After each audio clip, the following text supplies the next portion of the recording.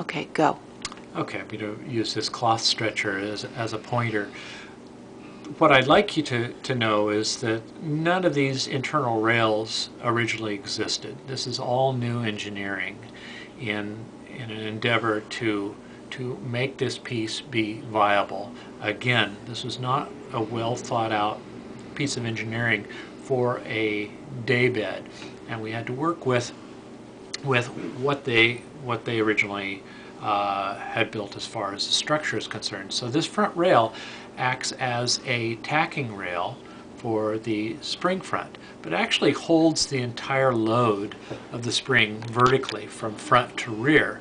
And so it helps to stabilize, not only helps to stabilize this front edge as tension is placed upon the spring, so a person might put their knee on it or put their hips on it, but it also keeps the entire line forward where it doesn't drop back this direction, which it was doing previously, the way it was tied before. Relative to the type of spring tie, I set in as much structure tie as possible without going into an 8-direction tie. You can see that there is this we would call a double 4-way tie, where there are 2 rows or 2 courses of flax twine that are tied at 4 points around the funnel.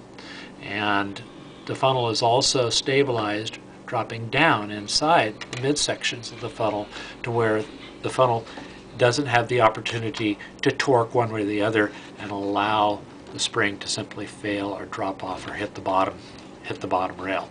So there's quite a bit of tension that's been placed upon this. Upon the spring. And so now when it takes a load, especially once the stuffing is over the top, these springs will not collapse down to the bottom. They'll actually stay in tension right about at this level. So that's about what you want for a sleeping condition rather than any type of collapse. And it will also maintain the integrity of the upper cloth. There'll be a dust cover and then a final decorative cover over the top, and the importance is to make certain that these springs don't collapse so far that allows the cloth to pull away from its tacking points and simply rip along grain. So that's what we're trying to do with these tack strips. Moving around to the side tack strips,